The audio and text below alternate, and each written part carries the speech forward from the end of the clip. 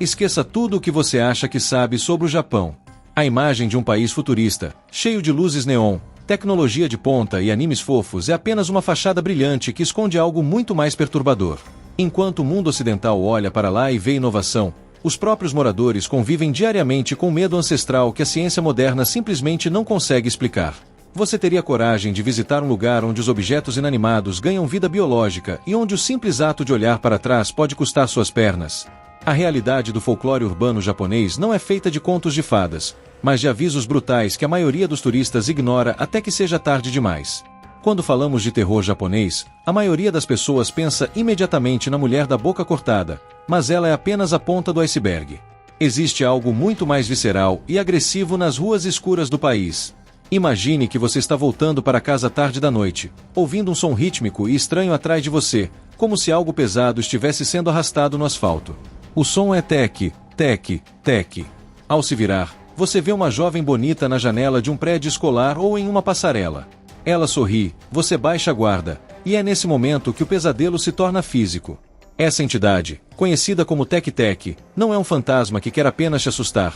Ela é um espírito vingativo que foi cortado ao meio nos trilhos de um trem e agora, movida por um ódio incontrolável, rasteja sobre os cotovelos a uma velocidade que desafia a física, capaz de alcançar até mesmo um carro em movimento. O aspecto mais aterrorizante da lenda da Tec-Tec não é a sua aparência grotesca, mas a sua motivação. Diferente de assombrações ocidentais que muitas vezes estão presas a uma casa, ela é uma caçadora.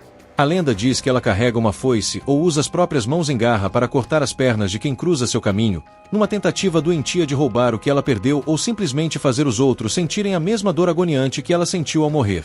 É uma história que faz com que milhares de crianças e adultos japoneses evitem andar sozinhos perto de linhas de trem à noite, provando que o medo do sobrenatural afeta o comportamento real de uma sociedade inteira. Mas se você acha que evitar as ruas é suficiente, pense duas vezes antes de pegar a estrada.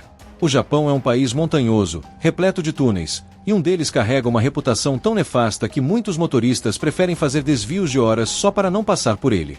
O túnel Kiyotaki não é apenas um lugar onde acidentes acontecem, é um local onde a própria realidade parece falhar.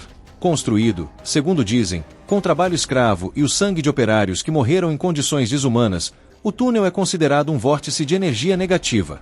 Relatos afirmam que, ao dirigir por lá à noite, figuras brancas caem do teto sobre os para-brisas ou aparecem subitamente no banco de trás através do espelho retrovisor, o que torna o túnel Kiyotaki verdadeiramente único e perturbador. No entanto, é uma anomalia espacial que muitos juram ser real. Existe uma crença popular de que o túnel tem um comprimento durante o dia e outro completamente diferente durante a noite. É como se, ao cair do sol, o espaço se esticasse, prendendo o motorista em uma escuridão que dura mais tempo do que a física permitiria. Além disso, há um semáforo na entrada que, reza a lenda, se estiver vermelho, você deve parar e esperar, não importa a pressa. Dizem que o sinal vermelho é um aviso dos espíritos de que a passagem está bloqueada por algo que não pertence ao nosso mundo, e ignorar esse aviso resulta em um acidente fatal garantido poucos metros à frente. Agora, talvez você seja cético. Talvez você pense que histórias de mulheres que correm com os cotovelos ou túneis que distorcem o tempo sejam apenas invenções da mente humana para lidar com o medo do escuro. É aqui que entra o caso que desafia qualquer explicação racional e que existe fisicamente, podendo ser visitado hoje mesmo. Esqueça os fantasmas invisíveis. Estamos falando da boneca Okiku. Guardada em um templo na cidade de Vamizawa, essa boneca de porcelana, comprada originalmente em 1918, parece um brinquedo tradicional comum, exceto por um detalhe biologicamente impossível: o cabelo dela cresce. A história conta que a boneca pertencia a uma menina que morreu de frio muito jovem, e que a família, ao rezar para a boneca, notou que o cabelo, que antes era curto, começou a ficar longo e despenteado. Mas não estamos falando de uma lenda urbana de internet. Os monges do templo confirmam que precisam cortar o cabelo da boneca periodicamente, pois ele continua crescendo até os joelhos da figura de porcelana se não for aparado. Análises supostamente feitas nos fios revelaram que a estrutura capilar é idêntica à de uma criança humana. Isso não é um vulto ou um som, é um objeto físico, palpável, que está em um altar agora mesmo, manifestando processos biológicos de um ser vivo. A existência da boneca Okiku coloca em xeque a nossa compreensão sobre a morte e a alma. Se um objeto inanimado pode desenvolver características humanas porque supostamente abriga o espírito de uma criança, o que isso diz sobre o mundo ao nosso redor? Isso sugere que a barreira entre o mundo dos vivos e o mundo dos mortos é muito mais fina e permeável do que a ciência gostaria de admitir. Não se trata de acreditar ou não, mas de observar um fenômeno que ocorre diante dos olhos de qualquer visitante do templo, desafiando a lógica dia após dia, ano após ano.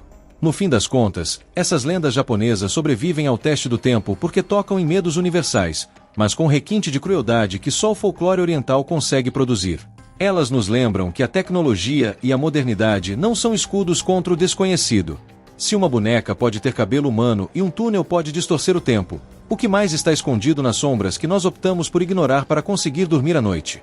A próxima vez que você vir algo se movendo pelo canto do olho ou ouvir um barulho estranho, pergunte-se: será apenas a sua imaginação, ou você acabou de chamar a atenção de algo que estava esperando pacientemente pela sua vez?